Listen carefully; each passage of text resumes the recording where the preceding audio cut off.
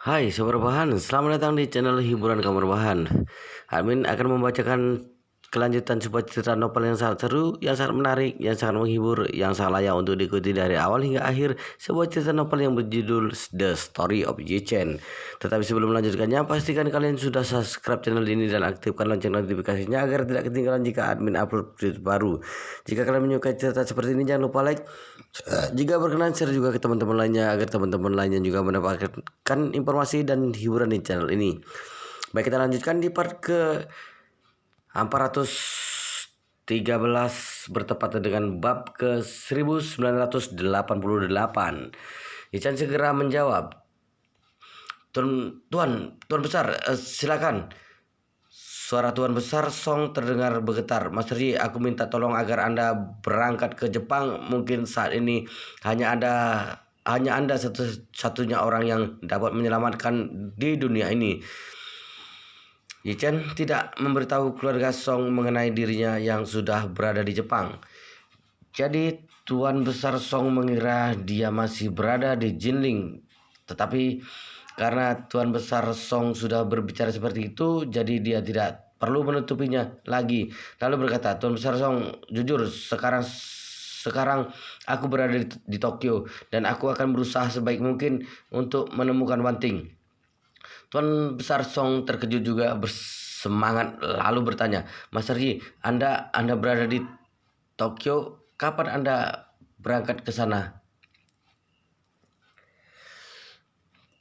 Chen menjawab dengan jujur, semalam begitu aku mendengar Wanting mengalami kecelakaan, lalu aku meminta bantuan Presiden Chen dari Hotel Buckingham Palace mengatur pesawat dan aku bergegas terbang ke Jepang. Tuan Besar Song terdengar lebih tenang, lalu dengan nada berterima kasih berterima kasih berkata, Master Yi, Wanting sungguh beruntung karena memiliki kawan seperti Anda. Anda adalah orang yang serba bisa, jadi aku yakin Anda pasti dapat menyelamatkan Wanting. Kemudian dia dengan tergesa-gesa berkata, Master Yi, Rongyu semalam membawa beberapa orang ke Tokyo, jadi aku akan menyuruhnya untuk menemui Anda dan menyuruhnya mendengar perintah Anda. Bagaimana menurut Anda? Chen tanpa sadar mengerutkan dahi ketika mendengar ucapannya bertemu dengan Song Rongyu. Dia sama sekali tidak tertarik, tapi ketika berpikir kalau Song Rongyu adalah tersangka utama, Chen merasa tidak ada salahnya untuk bertemu dengan pria itu. Bertemu dengannya dan lihat apakah bocah itu akan melakukan kesalahan dan mengungkapkan niat buruknya sendiri. Lalu Chen berkata kepada Tuan Besar Song, Tuan Besar, suruh saja Tuan Song menghubungi nomor aku, akan memberi tahu tempat dan waktu pertemuan. Tuan Besar Song menjadi sangat bersemangat. Baik, Master Yi, tunggu sebentar. Aku akan segera menghubungi Rongyu agar dia segera menghubungi Anda. Kelak di Tokyo dia akan mendengarkan perintah Anda. Yi Chen mengiyakan dengan singkat lalu berkata, baik, suruh dia segera menelponku. Song Rongyu saat ini sedang kalut di hotel. Dia pikir perjalanannya ke Jepang akan sangat mudah. Cukup datang untuk mengenali mayat Song Wanting, kemudian berdiskusi dengan keluarga mengenai membawa jenazah pulang, lalu mereka dapat segera kembali ke Jinling untuk mempersiapkan upacara pemakaman. Setelah upacara pemakaman selesai, dia tinggal memberikan obat saraf yang dipersiapkan oleh ayahnya pada kakeknya, lalu membiarkannya berubah menjadi orang tua pikun secara perlahan. Setelah itu cukup merawatnya sebagai maskot keluarga. Tetapi dia tidak habis pikir, semua rencana yang sudah diatur dengan baik malah terhenti di tengah-tengah. Dia memang sudah datang tepat, tetapi mayat Song Wanting malah menghilang.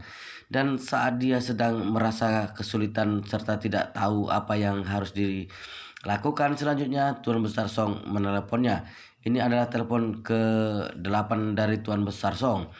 Dia melihat tulisan kakek pada ponselnya, kemudian langsung memaki tanpa sadar. Dasar orang tua sialan. mati karena kesal. Terus-terusan menelponku. Cepat atau lambat aku akan mati karena kesal. Meski marah, dia tetap tidak berani mengabaikan telepon tersebut. Kemudian dengan tergesa-gesa dia mengangkat telepon tersebut. Setelah telepon tersambung, Song Rongyu seolah berubah menjadi seorang yang berbeda. Suaranya terdengar hormat dan merasa bersalah, lalu berbicara dengan sedih. "Kakek, maaf, Departemen Kepolisian Metropolitan Tokyo belum menemukan apapun, tetapi Anda tenang saja, karena aku akan terus meminta mereka mempercepat proses pencarian." Tuan Besar Song mengiyakan lalu berkata, "Rongju, aku meneleponmu karena aku ingin kamu melakukan sesuatu." Song Rongyu segera menjawab, "Kakek, silakan katakan." Tuan Besar Song berkata, "Master Yi saat ini juga sedang berada di Tokyo." Seluruh tubuh Song Rongyu langsung merinding dan gemetar. Lalu dia berkata, "Apa yang kamu katakan?" Seluruh tubuh Song Rongyu gemetar saat mendengar Yi Chen sudah datang ke Tokyo. Dia tidak mengira Yi Chen akan datang ke Tokyo. Dia tahu Song Wanting dan Tuan Besar Song mudah dihadapi, tetapi Yi Chen adalah orang yang sangat sulit untuk dihadapi. Jadi setelah mendengar hal itu, dia tertegun sejenak dan merasa bingung. Tuan Besar Song merasa bingung lalu bertanya, "Rongyu, kamu kenapa? Mengapa kamu kelihatan panik?" Song Rongyu baru tersadar, lalu dia berusaha menutup kegugupannya dan berkata, "Kakek, kenapa Master Yi datang? Aku tidak percaya. Apa dia datang kemari demi Wanting?" Tuan Besar Song mengiyakan dengan singkat lalu berkata, "Master Yi orang yang menyanjung nilai keadilan dan setia kawan. Apalagi hubungan Wanting dan Master Yi sangat baik. Sekarang dia kecelakaan dan Master Yi langsung datang ke Tokyo. Bisa dilihat kalau dia sangat penting bagi Master Yi. Dengan bantuannya, kemungkinan Wanting untuk selamat akan lebih tinggi." Hati Song Rongyu dipenuhi kebencian. Dalam hatinya dia berteriak, "Brengsek, kapan Yi Chen sialan ini datang ke Tokyo?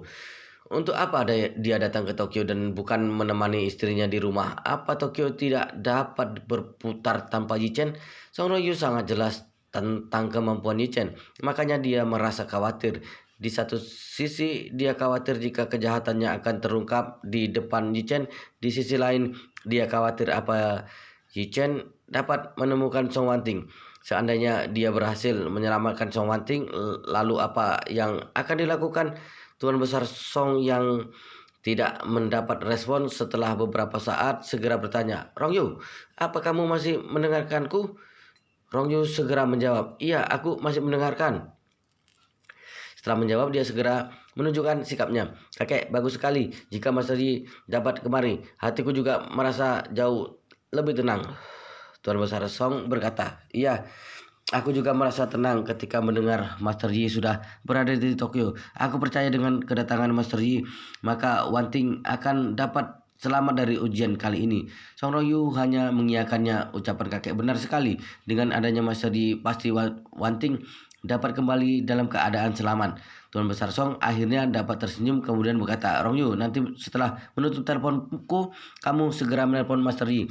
Lalu kamu bisa segera menemui Master Yi. Nanti kamu harus mendengarkan perintah Master Yi selama di Tokyo. Apa kamu sudah mengerti?" Song Rongyu tanpa ragu segera menjawab, "Kakek, tenang saja. Aku pasti akan mengikuti semua perintah Master Yi." Tuan Besar Song berbicara dengan puas. "Bagus jika kamu memiliki kesadaran seperti itu. Cepat telepon Master Yi." Song Rongyu buru-buru menjawab, Baik, kakek. Kalau begitu aku tutup dulu teleponnya ini." Baik, setelah Song Rongyu menutup telepon dari Tuan Besar, seluruh ototnya seolah mau meledak.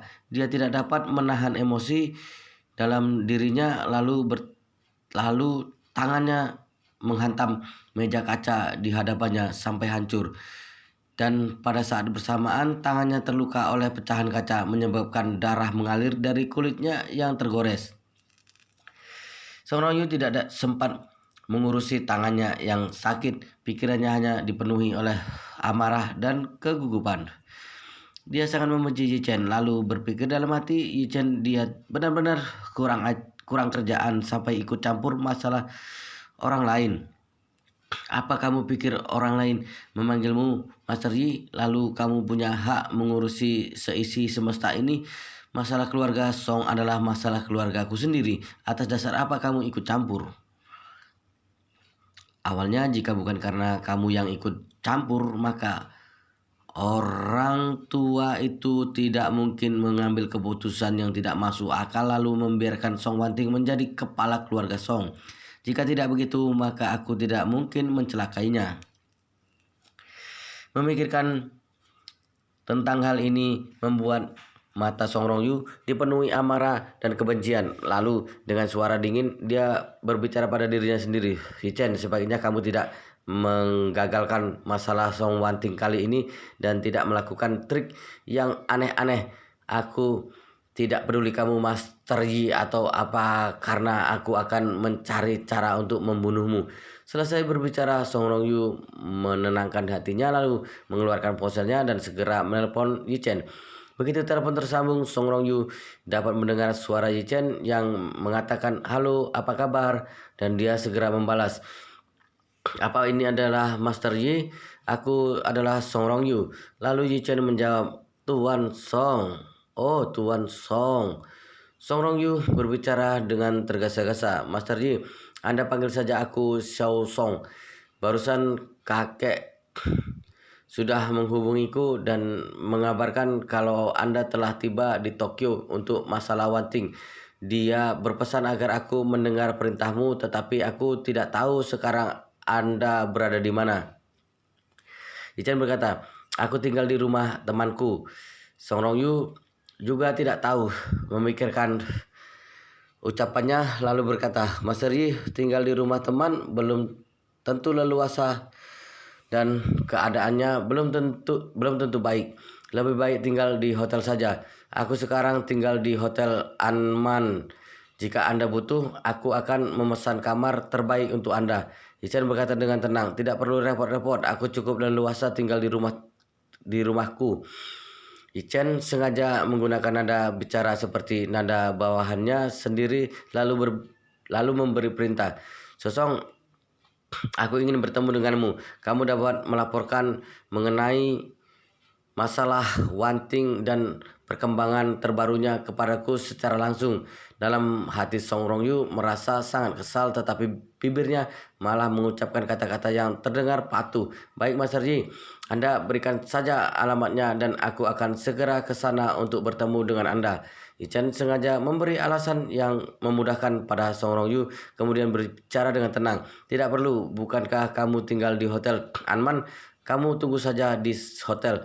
Aku akan mengutus orang untuk menjemputmu dan nanti mereka akan mengabarimu setelah tiba di sana." Song Rongyu mengucapkan beberapa patah kata untuk basa-basi, "Master Yi, mana pantas aku merepotkanmu sampai harus mengutus orang untuk menjemputku. Lebih baik aku sendiri yang ke sana."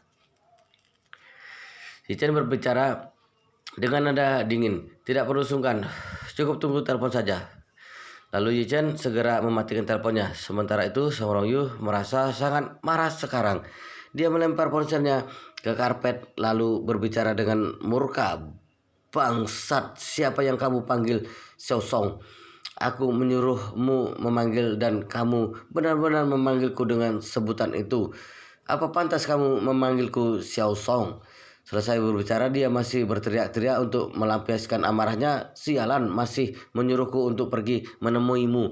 Orang seperti kamu kenapa banyak gaya sekali? Apa karena memiliki teman di Tokyo dan punya teman untuk menumpang tinggal lalu kamu merasa dirimu sudah hebat? Sungguh-sungguh minta dihajar." Tetapi meski Song Rongyu marah-marah dalam hati, dia tahu dengan jelas kondisinya saat ini. "Meski aku tidak pantas pada Yi Chen, meski aku tidak puas dengan Yi Chen, tetapi aku harus dengan sopan bertemu dan menuruti segala perintahnya. Di depannya aku harus tampak patuh. Jika tidak, aku takut dia akan mencurigai sesuatu, lalu bagaimana kalau dia menggagalkan rencanaku?" Sifat Yi Chen terkenal sangat buruk. Dia dan adikku memiliki hubungan yang tidak jelas. Andai dia tahu aku melukai adikku sendiri, takutnya dia bisa segera membunuhku di Jepang. Jika sampai itu terjadi, maka semuanya akan gagal total. Saat ini di kediaman keluarga itu, Song Wanting masih istirahat dan aku terus menemani Yichen. Setelah Yichen menelpon Song Rongyu, dia lalu berbicara pada Nanaku, maaf, bisa membantu aku melakukan sesuatu? Nanaku segera menjawabnya, Yichen kun, silakan katakan apa saja yang Anda butuhkan. Yichen tersenyum kecil sambil berkata, aku ingin merepotkanmu untuk menyiapkan iring-iringan mobil menjemput seseorang datang kemari. Mengenai iring-iringan mobil, kalau bisa semakin megah akan semakin bagus. Setelah itu Nanaku mendengar Yichen ingin sebuah iring-iringan mobil yang megah. Dia tertawa sambil berkata, Yichen kun, apa iring-iringan mobil sudah cukup megah? Aku rasa lebih baik jika aku mengirim iring-iringan helikopter saja. Yichen tersenyum kecil sambil berkata, bocah ini tinggal di Hotel Anman, Tokyo. Apa tidak aneh mengirim iring-iringan helikopter ke tengah pusat kota? Nanaku tersenyum sambil berbicara dengan serius. Yichen kun, masalah kecil seperti ini sama sekali tidak aneh bagi keluarga itu. Jika Anda bersedia, serahkan padaku dan aku yang akan mengaturnya. Nanaku jamin tidak akan mengecewakan Anda. Yichen mempertimbangkannya untuk beberapa saat lalu mengangguk dan setuju. Kemudian sambil tersenyum dia berkata, kalau begitu terima kasih atas bantuan Nanaku. Tujuanku hanya satu, yaitu membuatnya terkejut.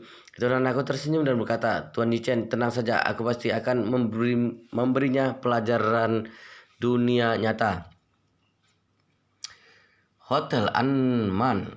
Asisten cantik Song Rongyu sedang menempelkan plaster pada tangannya.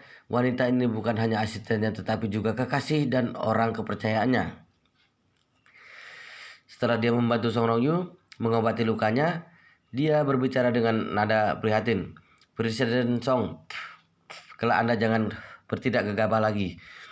Adapun apa yang terjadi, jangan mengorbankan kesehatan Anda sendiri. Song Rongyu dengan wajah muram berkata, kamu tidak mengerti, bukannya aku yang gegabah tetapi Yichen terlalu sulit untuk dihadapi. Dia sekarang berada di Tokyo dan bagiku keberadaannya sangat merepotkan. Asistennya buru-buru berkata, Presiden Song, menghadapi orang seperti dia bukankah tidak sulit? Suruh saja Hashimoto dalam waktu dekat ini mengumpulkan beberapa pembunuh bayaran hebat lalu cari kesempatan untuk menghabisinya. Song Rongyu melambaikan tangannya sambil menghela napas lalu berkata, kamu tidak mengerti, kamu tidak tahu Yichen memiliki kemampuan yang hebat. Orang biasa tidak akan bisa melukainya. Lagi pula jika aku sengaja mencari masalah, malah bisa saja aku mengungkap rahasiaku sendiri. Tindakan itu hanya akan menyebabkan kerugian untukku. Asistennya kembali bertanya, Presiden Song, apa yang akan kita lakukan selanjutnya? Apa seperti yang dikatakan Tuan Besar, kita akan mengikuti seluruh perintahnya? Song Rongyu menganggukkan kepala dan berbicara dengan suara dingin, hanya itu yang dapat kita lakukan saat ini. Aku hanya dapat bersikap seolah-olah menuruti lalu berharap semoga dia tidak menyadari masalahku. Selesai berbicara, dia kembali menghela napas. Dia lalu bicara dengan ragu-ragu. Aku tidak tahu apakah aku bisa tetap tampak tenang ketika menghadapinya. Orang ini sangat cerdas. Jika aku kurang waspada, maka dia bisa curiga. Asistennya dengan tergesa-gesa berkata, Presiden Song, Anda adalah orang dengan pengendalian diri terbaik yang aku kenal. Aku percaya Anda pasti dapat menjaga sikap dan tidak mengungkapkan apapun di depannya. Song Rongyu mengangguk perlahan, semoga saja. Saat mereka berbincang, tiba-tiba ponsel Song Rongyu berdering. Terdengar suara seorang wanita yang menelponnya. Maaf, apakah Anda adalah Tuan Song Rongyu? Song Rongyu mengiyakan lalu berkata, benar, aku sendiri. Lalu wanita itu melanjutkan ucapannya. Apa kabar Tuan Song? Aku diutus oleh Tuan Yi untuk menjemput Anda. Apakah Anda sudah siap untuk berangkat? Song Rongyu menjawabnya, iya, aku sudah siap. Di mana kita akan bertemu? Wanita itu kembali bertanya, apakah Anda tinggal di Hotel Anman? Song Rongyu menjawab, betul, aku tinggal di Hotel Anman Presiden Suite. Song Rongyu sengaja mengucapkan kata Presiden Suite karena dia ingin memamerkan status sosialnya yang eksklusif. Dia tahu Yi Chen memiliki kemampuan yang tidak biasa, tetapi dia juga tahu kemampuan Yi Chen hanya berlaku di kota Jinling. Setelah meninggalkan Jinling dan sampai di Jepang, kemampuannya pasti berkurang pesat. Jadi tentu saja dia tidak menganggap teman Yi Chen. Dalam bayangannya, orang seperti Yi Chen yang memiliki kemampuan pas-pasan tidak mungkin berkenalan dengan pejabat ataupun bangsawan di Jepang. Kemungkinan temannya Yi Chen hanya kaum kelas menengah di Jepang. Wanita yang menelponnya berbicara dengan tenang. Jika Tuan Song tinggal di Hotel Anman, maka silakan Tuan Song menuju ke atap hotel. Atap? Song Rongyu mengerutkan dahinya. Untuk apa menyuruhku ke atap? Lalu wanita itu menjelaskan, helikopter sudah menunggu di atap. Helikopter? Raut wajah Song Rongyu agak terkejut dan dia semakin meremehkan Yi Chen. Dalam hati dia berkata, Yi Chen dan temannya ini sangat membosankan. Dia di tengah keramaian kota. Untuk apa menjemputnya dengan helikopter? Apakah baru memiliki sedikit uang jadi ingin berpoya-poya? Apa dia merasa hebat udah bisa menyewa sebuah helikopter? Apa mereka tidak tahu jika tindakan mereka sangat rendahan? Berpikir tentang hal itu membuatnya tersenyum sendiri lalu dengan sopan berkata, baiklah kalau begitu, silakan Anda tunggu di atap. Aku akan segera ke sana. Baik, aku menunggu Tuan Song. Setelah Song Rongyu menutup telepon, dia segera tertawa sambil meremehkan Yi Chen. Hahaha, Yi Chen, ini menarik juga. Aku bilang akan pergi mencarinya, dia malah bersikeras menyuruhku menunggu karena temannya akan datang untuk menjemputku. Apa maksudnya mengatur sebuah helikopter untuk menjemputku? Apa dia pikir aku orang yang tidak berpengalaman hanya dengan sebuah helikopter sudah dapat membuatku takut? Asistennya tersenyum. Presiden Song, menurutku Yi Chen hanya memiliki sedikit kemampuan saja. Bisa-bisanya dia ingin bertarung dengan Anda. Dia sangat tidak tahu diri. Song Rongyu tertawa dingin sambil berkata, hah, Yi Chen memang memiliki kemampuan. Cukup dengan pil permajaan yang berada di tangannya. Obat itu sangat manfaat. Seandainya sudah tua nanti aku juga berharap dapat memiliki sebutir obat itu. Selesai berbicara, Song Rongyu menghela napas sambil melambaikan tangan lalu berbicara dengan asistennya. Sudahlah, tidak perlu dibahas lagi. Kamu ikut aku naik ke atap. Baik, Presiden Song. Song Rongyu membawa asisten kepercayaannya naik ke puncak atap Hotel Anman. Sebuah helikopter hitam besar telah parkir di helipad milik hotel tersebut. Song Rongyu agak terkejut melihat helikopter di hadapannya, lalu berkata, wah, rupanya Yi Chen dan temannya tidak takut mengeluarkan uang banyak. Helikopter jenis Super Puma harganya jualnya 150 juta RMB dan harganya dapat mencapai 200 juta RMB setelah dimodifikasi. Menyewa helikopter jenis ini untuk jarak pendek harganya bisa ratusan ribu sekali jalan.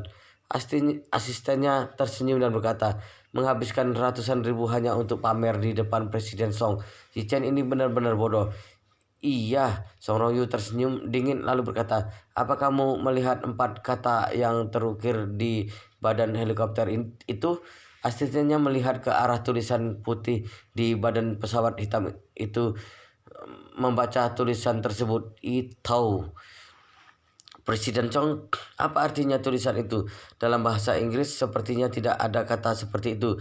Song Rongyu tersenyum sembari berkata, itu bukanlah kata dalam bahasa Inggris melainkan tulisan Romawi dari bahasa Jepang. Itau. Jika dibaca dari tulisan Romawi maka dilafalkan Yitau. Itu. Dahi asistennya berkerut sambil bertanya, apa artinya Presiden Song? Kata itu kedengarannya agak aneh. Song Rongyu berbicara dengan serius. Kamu sungguh-sungguh kurang pengalaman. 4 kata itu dalam bahasa Jepang berarti itu. Artinya helikopter ini adalah milik keluarga terbesar di Jepang. Keluarga itu. Hah? Asisten kecil itu berseru, helikopter ini milik keluarga itu. Ya Tuhan, apa Yichen mengenal keluarga itu? Song Rongyu cemberut sambil berkata, apa dia pantas mengenal keluarga itu? Asistennya bertanya dengan bingung. Lalu bagaimana dengan helikopter ini? Presiden Song tersenyum sambil berkata, kamu pasti tidak tahu jika bisnis keluarga itu telah tersebar secara merata di seluruh Jepang dan keluarga mereka memiliki sebuah bisnis bidang lalu lintas udara bernama navigasi itu. Navigasi itu, benar, ini adalah navigasi itu. Lalu Song Rongyu menjelaskan perusahaan tersebut bergerak dalam bidang lalu lintas jarak dekat. Mereka memiliki 200 unit pesawat, di antaranya adalah 100 unit helikopter, dan kemampuan mereka sangat hebat. Aku rasa Yichen dan temannya menyewa helikopter ini dari perusahaan navigasi itu. Asistennya mengangguk kemudian bicara sambil tersenyum. Ternyata begitu. Aku memang terkejut ketika Anda menyebut jika helikopter ini milik keluarga itu. Aku pikir teman Yichen adalah orang dari keluarga itu. Song Rongyu tersenyum dingin sambil berkata, aku tadi sudah bilang dia tidak pantas berkenalan dengan keluarga itu. Keluarga itu sekarang di Jepang sama hebatnya dengan keluarga Su di dalam negeri. Yichen yang mengandalkan Feng Shui dan berhubungan dengan orang mati menjadi pembantu bagi keluarga itu saja dia tidak pantas. Wow, luar biasa sekali guys, ceritanya sangat seru, sangat menarik, sangat menghibur, sangat layak, sangat membuat penasaran untuk kita ingin mengetahui cerita kelanjutannya. Tetapi sepertinya di part ini, di video ini sampai di sini dulu, dan kita akan lanjutkan di part berikutnya di video selanjutnya. Pastikan kalian sudah subscribe channel ini dan aktifkan lonceng notifikasinya agar tidak ketinggalan jika admin upload video terbaru. Jika kalian menyukai cerita seperti ini, jangan lupa like, jika berkenan share juga ke teman-teman lainnya agar teman-teman lainnya juga mendapatkan informasi dan hiburan di channel ini. Baik, kita lanjutkan di part berikutnya di video selanjutnya.